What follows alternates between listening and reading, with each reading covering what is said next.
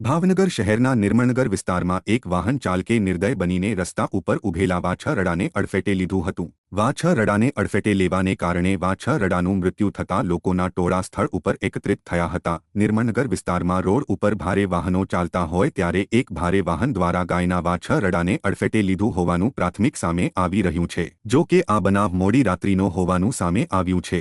નિર્મળનગરથી વિઠ્ઠલવાડી જવાના માર્ગ ઉપર બનેલી ઘટનાને પગલે સ્થાનિકોમાં રોષ ફેલાઈ ગયો છે।